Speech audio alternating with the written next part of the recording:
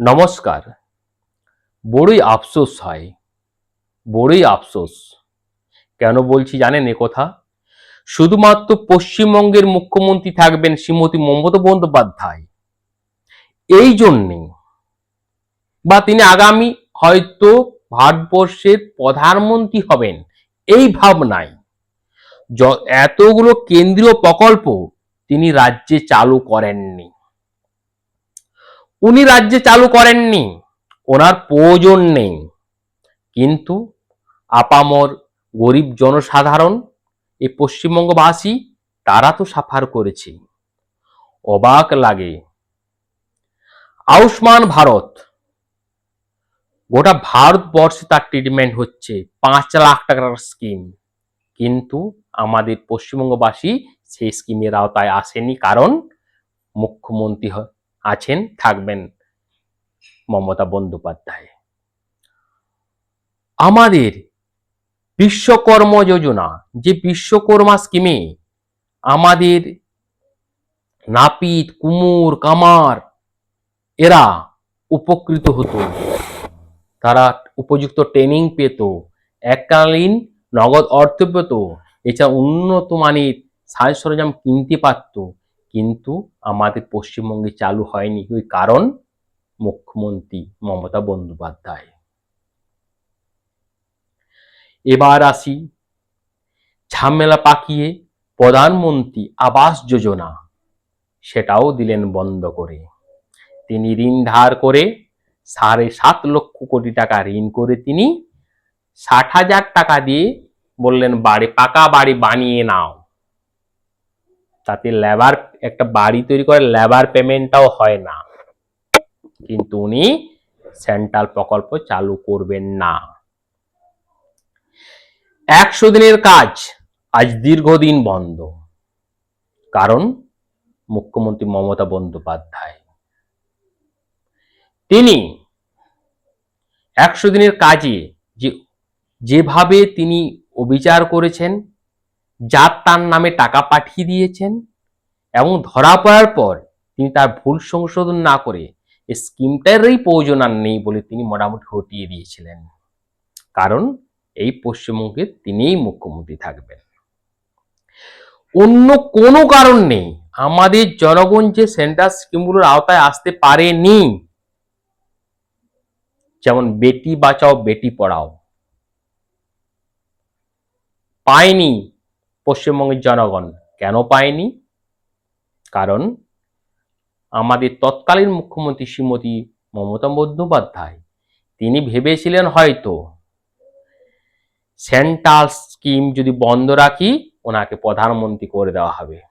জনগণ এতই বেশি ওনাকে ভালোবাসে, উনি জনগণকে বারবার বলেছেন গরিব হও, ডালে ভাতে যা করে পেটটি ভরাও, আর কিছু করতে হবে না, গরিব থাকা ভালো। কিন্তু নিজের ভাইপোর বেলা একদম টাটা আম্বানি তৈরি করা হোক। উনি পশ্চিমবঙ্গের যুব সমাজকে একেবারে শেষ করে দিয়েছিলেন।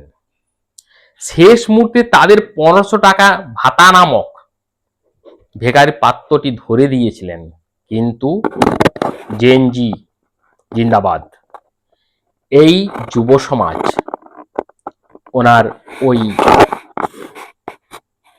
দয়াটা আর গ্রহণ করেনি। তারা প্রত্যেকেই বড় বড় ডিগ্রি নিয়ে বসে আছে, একটা চাকরির পরীক্ষায় পর্যন্ত বসতে পারেনি। কোথাও যদি কোনোদিন দু একটা নিয়োগ হয়েছে,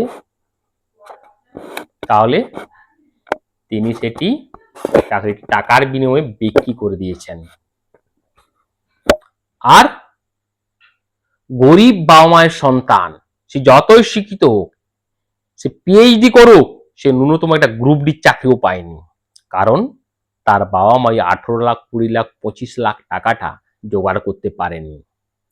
এই মমতা বন্দ্যোপাধ্যায় সবকিছু টাকার বিনিময়ে, সবকিছু যে কোনো সোর্স থেকে তার চেলা চামুন্ডারা চুরি করেছে, তার একটা পার্সেন্টেজ তার কাছে পাঠিয়ে দিয়েছে।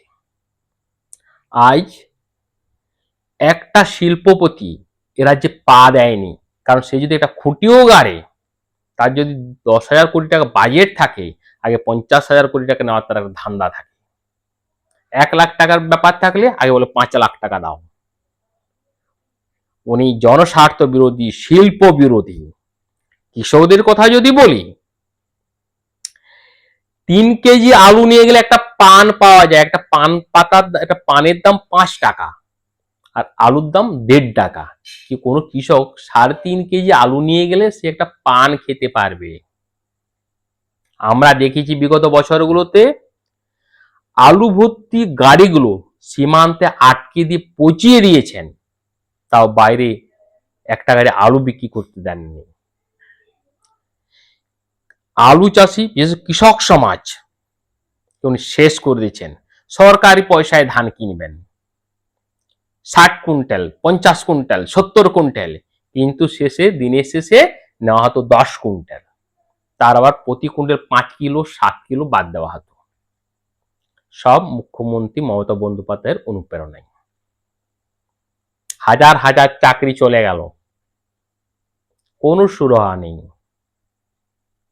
আর যে কোনো সমাজকে, সে শিক্ষক সমাজই হোক বা ওনার যে চাকুরিজীবী,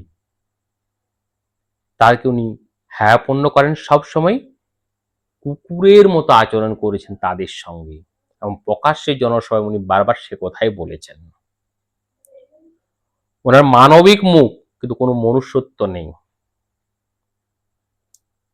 আমাদের তো মনে হয় বিশ্বে যদি একজনই সম্রাট হয়, সেই সম্রাটটা উনি হওয়ার চেষ্টা করবেন। কারণ ওনার চেয়ে সম্মানীয় ব্যক্তি পৃথিবীতে থাকতেই পারে না, এটা ওনার ধ্রুব বিশ্বাস ছিল। উনি পশ্চিমবঙ্গের মুখ্যমন্ত্রী তো ওনার কাছ থেকে কোনোদিন হটবে না, ওটা ওনার দৃঢ় বিশ্বাস ছিল। কিন্তু উনি থাকবেন কি করে? প্রত্যেকটা জায়গায় উনি অন্যায় করেছেন, একজনও বলতে পারবে না রাজ্যের প্রতি উনি সুবিচার করেছেন। সেন্ট্রালকে ট্যাক্স দিয়েছেন, আর সেন্ট্রাল কোন স্কিম এই পশ্চিমবঙ্গে উনি চালু করবেন না। মরেছে তো আমাদের মতো গরিব মানুষগুলো, আর উনি ভেবেছিলেন ওই ভাতা আর খাতা দিয়ে মোটামুটি বছরের বছর টিকে থাকবো, আর তার ভাইপো যুবরাজ ছড়ি ঘোরাবে। প্রত্যেকটা পুলিশ প্রশাসন, প্রত্যেকটা প্রশাসনের ব্যক্তি ওই অভিষেক বন্দ্যোপাধ্যায়ের ভয়ে তটস্থ থাকতো। তিনি এমন একটা সিস্টেম শুরু করেছিলেন, মানুষের বাক স্বাধীনতা বলে কোনো কথাই ছিল না। তা আমরা আমাদের সম্মানীয় মুখ্যমন্ত্রীর কাছে আবেদন করব, প্রত্যেকটা অন্যায়ের যেন বিচার হয়। পশ্চিমবঙ্গ 50 বছর পিছিয়ে গেছে কথা সত্যি, কিন্তু আমরা আশা করব পশ্চিমবঙ্গ আবার জেগে উঠবে, এবং আমরা যে এতদিন সেন্টার স্কিমগুলো থেকে বঞ্চিত ছিলাম, যে রাজ্যে প্রায় 8 লক্ষ কোটি টাকা ঋণ, সেন্ট্রাল গভর্নমেন্টের কাছে আবেদন থাকবে কোনো বিশেষ স্কিমের ব্যবস্থা করে আমাদের পশ্চিমবঙ্গটাকে বাঁচানো হোক। যাই হোক, বন্দে মাতরম, জয় হিন্দ।